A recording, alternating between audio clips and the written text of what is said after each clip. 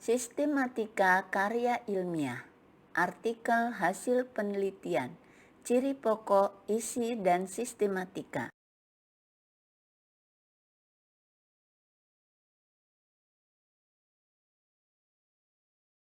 Assalamualaikum warahmatullahi wabarakatuh. Selamat bertemu kembali teman-teman. Kali ini saya akan menjelaskan mengenai artikel hasil karya ilmiah, ciri pokok, isi, serta sistematika penulisannya. Semoga video ini bermanfaat. Selamat menyaksikan. Pengertian artikel menurut para ahli. Menurut Sumandiria, artikel adalah suatu karya tulis lepas berisikan sebuah opini seseorang yang sudah mengetahui secara jauh tentang masalah atau objek yang bersifat aktual dengan tujuan untuk memberitahukan, menghibur, memengaruhi, dan meyakinkan yang membaca. Menurut Al-Aqli, artikel ialah suatu tulisan yang ditulis oleh seseorang atau orang-orang yang memiliki disiplin ilmu dengan pembahasan yang ditulis secara lengkap, lugas, dan tuntas sehingga yang membaca dapat menemukan inti dari karangan yang ditulis. Dalam Ensiklopedia Pers Indonesia, menurut mereka, artikel suatu karangan prosa di dalam media massa dengan pembahasan pokok masalah yang dibahas secara lugas. The American Dictionary mengartikan artikel merupakan bagian dari tulisan non-fiksi dengan bentuk bebas, merupakan bagian penerbitan seperti laporan esai. Menurut Essential English Dictionary, menurut Kamus Bahasa Inggris ini, artikel ialah suatu tulisan lengkap di dalam surat kabar, koran, majalah, dan media cetak lainnya. Longman Pitman Office Dictionary, menurut mereka artikel adalah suatu prosa non-fiksi dengan bentuk yang biasa, merupakan bagian bebas dari suatu koran, majalah, dan media cetak lainnya. Webster New World Dictionary mengartikan artikel sebagai karya tulis non-fiksi yang umumnya ditulis secara singkat dan lengkap, seperti karangan berita yang khas dalam media cetak. Webster Collect Thesaurus mengartikan artikel sebagai suatu karangan, kritikan, catatan, reportase, manifest, putusan, dan survei. Menurut Penguin English Student Dictionary, artikel adalah suatu karangan yang tertulis untuk dipublikasikan dalam media berita cetak seperti majalah, koran, dan lainnya. Ryland E. Wolseley mengartikan artikel sebagai suatu karangan tertulis dengan panjang yang tidak ditentukan dengan tujuan untuk menyampaikan gagasan serta fakta dengan maksud mendidik, menghibur, dan meyakinkan. Menurut Andi Baso Mapatato, artikel adalah sebagai karya tulis yang lengkap, tulisan non-fiksi, serta karangan tertulis yang memiliki panjang tidak menentu. Persyaratan karya ilmiah. Karya ilmiah dianggap sebagai karya ilmiah menurut Broto Wijoyo sebagai berikut. Karya ilmiah meyakinkan fakta objektif secara sistematis. Aplikasi hukum alam pada situasi spesifik. Karya ilmiah ditulis secara cermat, tepat, benar, jujur, dan tidak bersifat rekaan. Dalam pengertian jujur terkandung sikap etik penulisan ilmiah, yakni menyebutkan rujukan dan kutipan yang jelas. Karya ilmiah disusun secara sistematis. Setiap langkah direncanakan secara terkendali, konseptual, dan prosedural.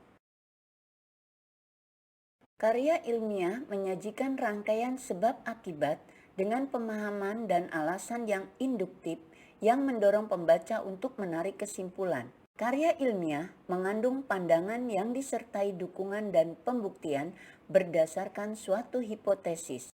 Karya ilmiah ditulis secara tulus. Karya ilmiah pada dasarnya bersifat ekspositoris.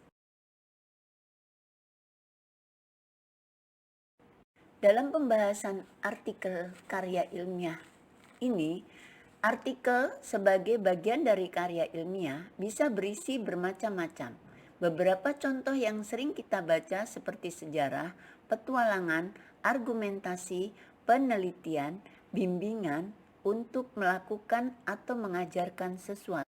Menurut Pateda 1993, sebuah karya tulis ilmiah yang berisikan hasil pemikiran dalam suatu disiplin ilmu harus tersusun secara sistematis, benar, logis, utuh, bertanggung jawab, serta menggunakan bahasa yang benar. Sistematis diartikan menurut KBBI sebagai sebuah keteraturan berdasarkan sistem atau dilakukan dengan cara yang telah diatur sedemikian rupa, sehingga kata ini dapat dijelaskan sebagai cara melakukan sesuatu pekerjaan dengan cara yang terstruktur, sesuai rencana, dan terpadu antar komponen.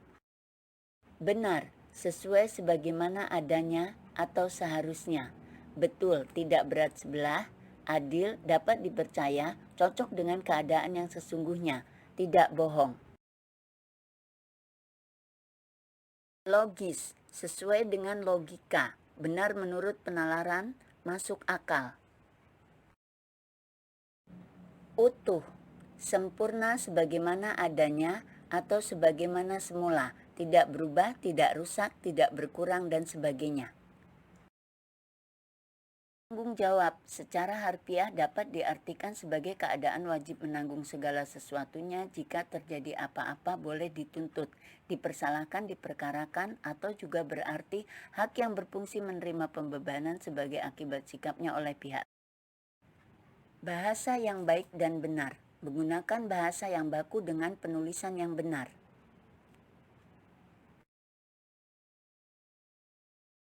Sistematika penulisan artikel hasil penelitian sebagai berikut. Judul disusun maksimal 14 kata dalam tulisan bahasa Indonesia, 10 kata dalam tulisan bahasa Inggris. Nama penulis ditulis tanpa gelar akademik atau gelar kebangsawanan. Lembaga tempat penulis bekerja ditulis dalam catatan kaki disertai alamat yang bisa dihubungi baik email, alamat kantor, ataupun rumah.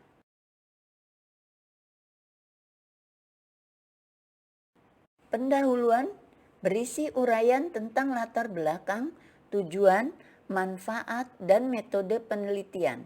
Pendahuluan ditulis tanpa subjudul, disusun maksimal 10% dari keseluruhan tulisan.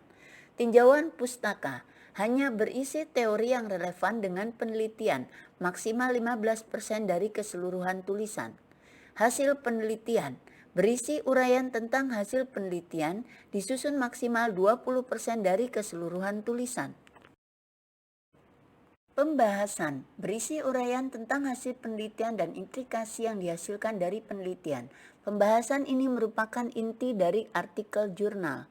Disusun maksimal 50% dari keseluruhan tulisan. Kesimpulan dan saran disusun maksimal 5% dari keseluruhan tulisan. Pustaka rujukan menggunakan sumber buku dan jurnal maksimal 10 tahun terakhir. Tujuan penulisan artikel, tujuan penugasan. Misalnya seseorang siswa sekolah yang diberi tujuan untuk menulis sebuah artikel. Tujuan informasi, artikel yang tujuannya semata-mata untuk memberikan informasi kepada pembaca mengenai sebuah hal. Tujuan entertainment, artikel yang tujuannya untuk menghibur pembaca.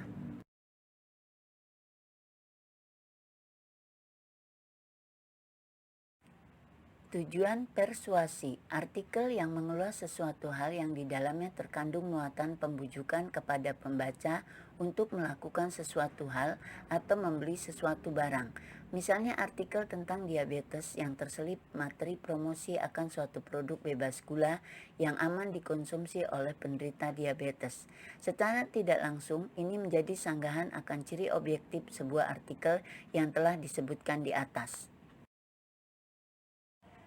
Tujuan eksistensi, artikel yang ditulis untuk menjadi penegasan diri atau untuk menyatakan eksistensi diri penulis kepada pembaca. Tujuan kreatif, artikel yang ditulis untuk penyaluran suatu ide. Tujuan pemecahan masalah, yakni artikel yang ditulis dengan tujuan membantu pembaca memecahkan masalah yang dihadapi. Demikian teman-teman, terima kasih atas perhatian kalian. Semoga video ini bermanfaat. Assalamualaikum warahmatullahi wabarakatuh.